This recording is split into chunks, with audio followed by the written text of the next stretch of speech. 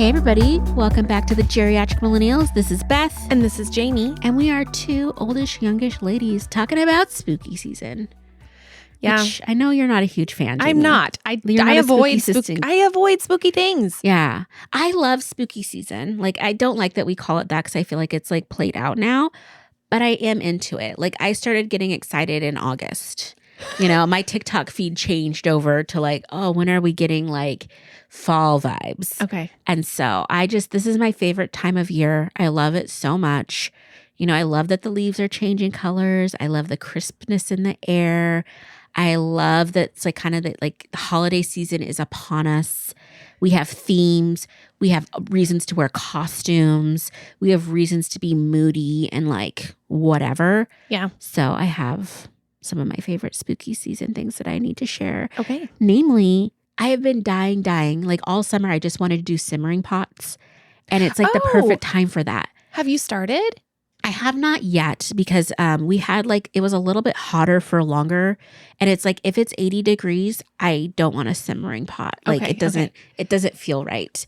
I remember you talking about this and I'm glad you reminded me of that because I want to try it. So what do you put in there? What kind of spices? So you can do all kinds of things, but I like to do a base of like, I cut up an apple. I do a couple cinnamon sticks, like full sticks. Sometimes I do the, it's like the little allspice, little star things. You know what I'm talking about? I think that's what it's called. Something like that. Cloves. There we go. Then I'll do like sometimes I do like orange. Or maybe you are talking about like anise. Star anise. Yes. Okay. Isn't that becomes allspice? I don't know. I don't bake. I don't know. Ignore me. Anyway, so like I just do like the whole thing. Like I do cloves sometimes. I just have a bunch of stuff, and I usually get my ingredients at Walmart because I usually don't even shop there, but that's where I'll get them because I get the generic, cheapest, whatever. Yeah. And I just throw stuff in that I think is going to be yummy into a pot. I put it, I kind of bring it to kind of like a boil-ish, and then I just take it down to simmer, and then I just let it go for hours. And do you have the lid on or off? Lid off, and then it just fills the air. Does it make you hungry? Like, does it make you want to eat baked goods? No, not at all. It really just makes me feel like fall. Like it just feel like the air feels good. And I don't like using like a lot of air fresheners because like most of them aren't pet safe. So that's like my go-to to just make my house smell yummy. And, you know, it doesn't last forever, right? But I feel like it lasts for like a day or so. Just like my house just feels a little spicy. Yeah. Yeah, I love it. It just sets the mood for like, especially on like the best is like on a Sunday or Saturday, like a slow weekend morning. And you just have your simmering pot going and it just makes life crispy and wonderful and just like warm and cozy, and you put a sweater on and you know you read a book or like watch a great movie like Sleepless in Seattle or something. I don't know, it just is like so cozy and like to me that sounds like a dream. Spooky. It sounds like I just want to trade lives with you just for a weekend because I want a day like that. That doesn't exist in my life right now in this season. Yeah, but I love those vibes. It sounds, I guess it's not lovely. spooky vibes, it's spicy vibes. Yeah. It's crisp honey apple, you know, spice vibes. Yeah. I love that. It's so yummy. So this is the time of year that I typically try to read something that's a little bit more on the spooky side, either a mystery or a thriller. Mm-hmm. And I don't actually have a recommendation for that because I am on the lookout for that right now. Yeah. So, I want it to be well written. I don't want it to be not well written, but that's what I feel like I want to read. Like I want that in the backdrop of my life as I'm doing my chores, as I'm listening to my audiobook. I want it to be either a mystery or a suspense or like a thriller type. I don't like gore or horror personally. So yes. Anyways, that's typically the time of year that I'm like ready. Like that's what I want. To something, yeah. I just I had a friend that recommended the series The Maid to me, which I'm not sure what that one's about, so I can't recommend it. Well, I read the book called The Maid. Yeah, is that a series? Yeah. Well, there's more than one. It's a mystery. I did not know this. I think so. I really liked the book The Maid. Yeah, I'm pretty sure that it's like that's a mystery. That's like a murder mystery type of a book. I really liked that book. Oh, sometimes like during this time, I'll get like an old school, like an Agatha Christie book. Yeah. Or something like that. Like there's some like little, or like an Edgar Allan Poe, like just reading like, or listening to The Raven or reading The Raven again.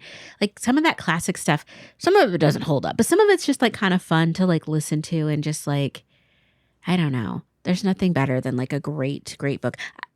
So I do have one recommendation for you for like kind of like a spooky season fun book. And it was called, I just finished it. It's called Listen for the Lie. Oh, I have that on hold. It's super good. It's interesting. I don't remember it being gory or anything, but it was a fun, I just remember I listened to it fast and I remember liking it. So yeah, good. That's a good one. Thank you. Thanks for the recommendation. So every season is my season to watch movies and TV. We know that. But there's a few that I like to like pull out this time of the year. And one of them that I kind of forgot about is this movie from like the 80s called The Witches of Eastwick. Okay. And it stars like Cher, Michelle Pfeiffer, Susan Sarandon. Is that her name? I think so. She's an actress. She's an actress. And Jack Nicholson? Yes. And he kind of plays like a demony guy, and there's all this stuff, but it's kind of this like it's like not as quirky as Beetlejuice, but it's like in that same vein of like not based in reality, but kind of fun and funny. And I don't know, I love witch movies. Like I always have. There's another one I love to watch, Practical Magic. I know. Like, yeah. It's my favorite. Actually, I was thinking, okay, I need to watch that because I read the book. I know you still haven't seen it, but because I was thinking what I thought you were going to say was, what's that one with the three? They did a remake of it with Sarah Jessica Parker and what? Oh, the witch, Hocus Pocus? Yes. Yeah, because you don't like the Hocus Pocuses. No, they're fine. They're fine. I thought that's what you meant, though. No. I gotta watch that one. I think you're gonna love Practical Magic. I think you're gonna love the aesthetic. The aesthetic is amazing. Yes, like that's the vibe I want in the house I'm manifesting. Okay, I gotta put that on my. It's so good. Okay, I'm gonna look for that, and then you know what I like to watch. Speaking of watching things. Anne of Green Gables. Oh my gosh. It's so fall. It's not spooky, but it is fall. It's definitely not spooky, but it is fall. I just love like you have the most wholesome spooky season. Yes. It's Anne of Green Gables. It doesn't get better than that. I'm talking about the older version with Megan Follows. Oh my gosh. So good. It's like my favorite movie of all time. Well, in speaking of aesthetic, I like Dark Academia. Have you seen that aesthetic? No. What do you? I don't know what you're saying. It's like an aesthetic, like of how you like. Okay. Would yes. Like decorate your house and whatever. Okay, so I thought it's like, so. But for a minute, so it's a lot of like dark greens and blues, and like where you'll have Say like it again. I was trying to process. What's it called? Dark Academia. Okay. No, I don't know what that is. Makes me think of like a library though. Yes, but like a library that's like painted all in like a really gorgeous, rich, velvety green and like, navy blue, but like a deep navy blue. And it's just like moody. And, you might have like little butterflies on like, that have been pinned up, how like okay, I can see it. It's just like this whole aesthetic. And like, I just love it so much. It's such a vibe. And I'm just here for it. It's like not gothic, but it has an element of that. Okay. So anyway, I'm just like, I love it so much. I fantasize. Like I went and looked at this. We did like a parade of homes where like you go tour homes for inspiration and blah, blah, blah from local builders. And there was like one office that they kind of went, not all the way there, but it was close. And I'm like, this is my fantasy, is to have an office that is painted all the walls, including the ceiling, with built-in bookcases with books and a big comfy chair that you just sit in and like, you just read and listen to like lo-fi music, that's just like moody and just, so delicious. Does it have some like jewel tone accents? Yes. Okay. Yes. It's it's just gorgeous. I can picture it. Yeah. It's just like it's rich and it's layered. And it's like, I feel like it's Maximus, but not the maximalism that's like the bright colors. Because I feel like a lot of times when people say maximalism in decorating, it becomes like bright and this and that, and maximalism to me is like anything that's like not streamlined, like that's, that you have more than just the normal picture frame, and it's definitely not minimalistic, obviously. Anywho, I love that. Dark Academia. Okay, I'm learning things. Okay, speaking of decor, I have some spooky season decor that I like to pull out every year, and it's basic. like just a few things, but I pull them out every year and my kids get excited. Well, the younger one of my children gets excited. And so who knows how long that will last, but I love it. I have some fake spider web. Mm-hmm. Okay. So I get that up going like between the, the pendant lights or somewhere or on the mantle.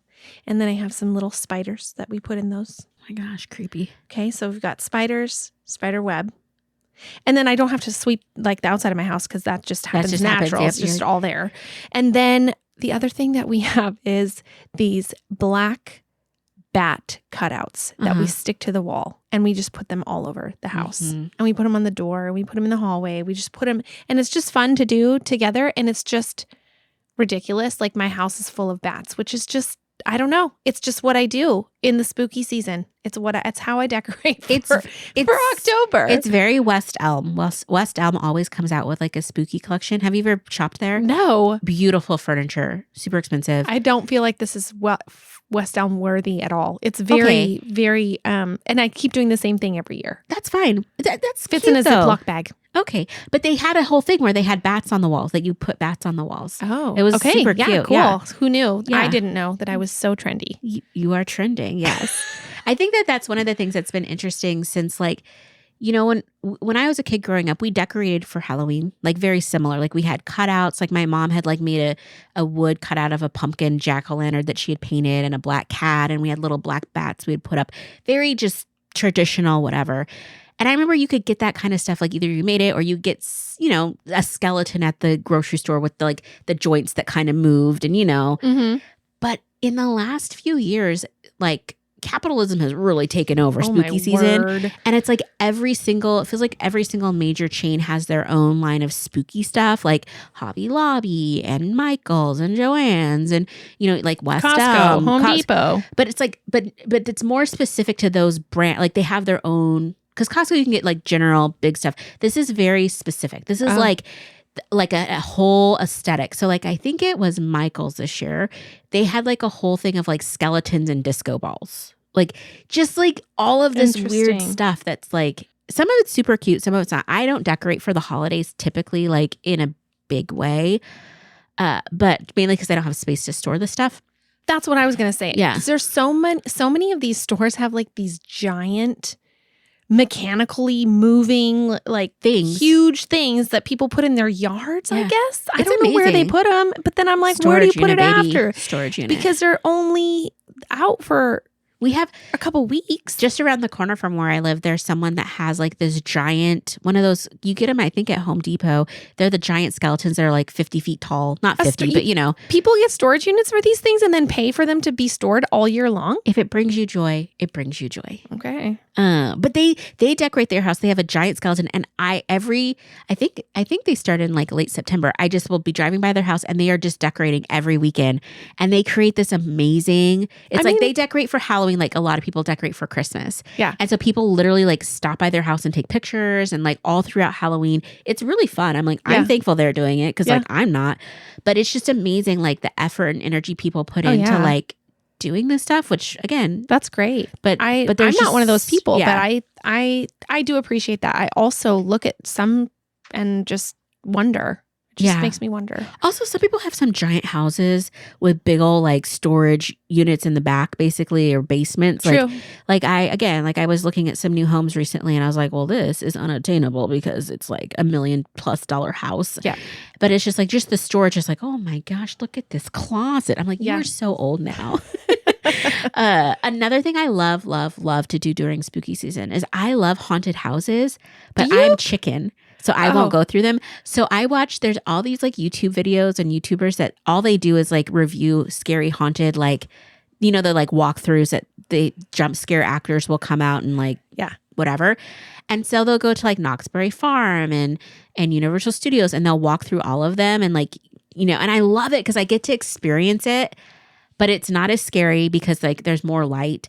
And number two, it's like I'm not there. Yeah. But I get to still like the fun of going through it without the commitment of being actually scared. I absolutely hate being scared. Yeah. Some people kind of like that feeling. Yeah, they like that. I don't know why. But if somebody scares me, like I cannot handle it. I feel Like it takes a lot of my energy Mm-hmm.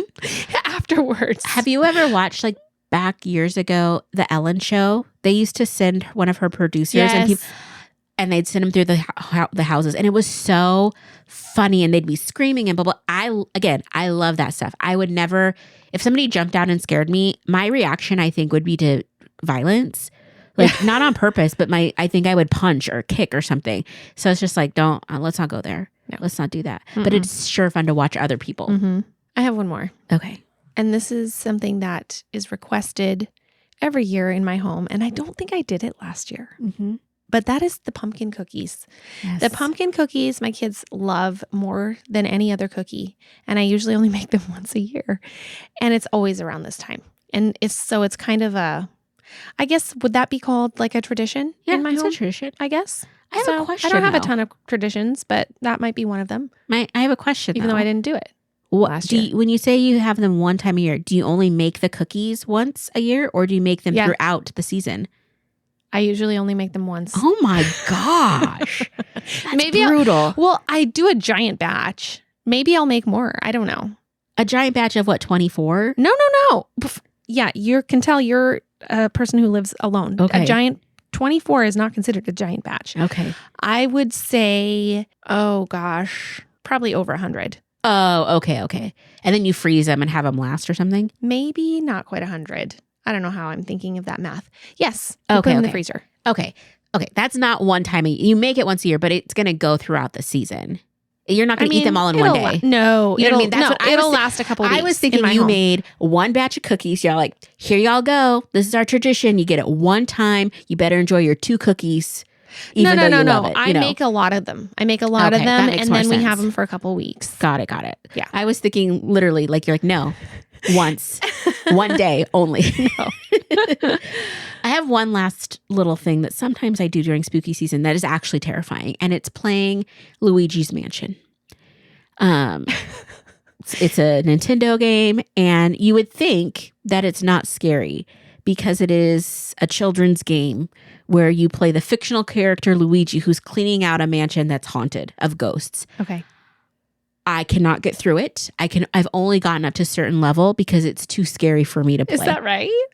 I'm not joking. So funny. It's so bad that I can't play it at nighttime. Like I can only play that game during the day because it scares me because there's ghosts everywhere and things pop out at you. And it's not even like there are actual games out there that are horror games that people play where you're going around corners and zombies and monsters are jumping out at you. I've seen some of the reaction videos on like TikTok and stuff. They are terrifying to me. Like I can't even watch the like clips.